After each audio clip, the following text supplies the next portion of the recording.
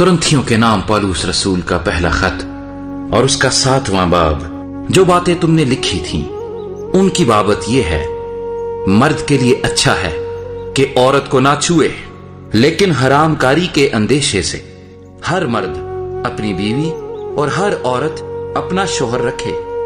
शोहर बीवी का हक अदा करे और वैसा ही बीवी शोहर का।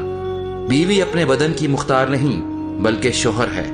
इसी तरह शोहर भी अपने बदन का मुख्तार नहीं बल्कि बीवी। तुम एक दूसरे से जुदा ना रहो, मगर थोड़ी मुद्दत तक आपस की रजामंदी से, ताकि दुआ के वास्ते फुर्सत मिले और फिर इकट्ठे हो जाओ। ऐसा ना हो कि गलबा नफ्स के सबब से शैतान तुमको आजमाए। लेकिन ये मैं इजाजत के तौर पर कहता हूँ, हुक्म के तौर पर नहीं। और मैं तो ये चाहता हूँ कि जैसा मैं हूँ वैसे ही सब आदमी हों, लेकिन हर एक को खुदा की तरफ से खास खास तौफीक मिली है, किसी को किसी तरह की, किसी को किसी तरह की। बस मैं बेबया हूँ और बेवाओं के हक में ये कहता हूँ कि उनके लिए ऐसा ही रहना अच्छा है जैसा मैं हूँ। लेकिन अगर जब्त ना कर सकें तो ब्याह कर लें, क्योंकि ब्याह करना मस्त होने से बेहतर है।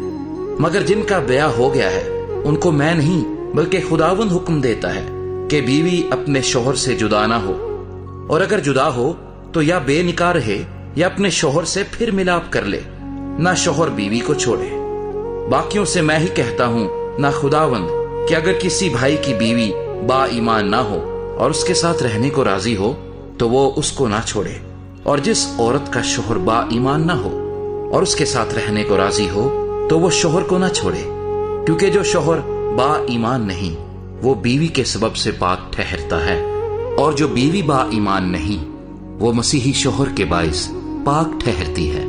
वरना तुम्हारे फर्जंद नापाक होते, मगर अब पाक हैं। लेकिन मर्द जो बा ईमान ना हो, अगर वो जुदा हो तो जुदा होने दो। ऐसी हालत में कोई भाई या बहन पाबंद नहीं, और खुदा ने हमको मेल मिलाप के लिए बुलाया है। क्योंकि ए औरत, तुझे क्या खबर है कि शायद तू अपने शोहर को बचा ले, और ए मर्द, तुझको क्या खबर है कि शायद तू अपनी बीवी को बचा ले।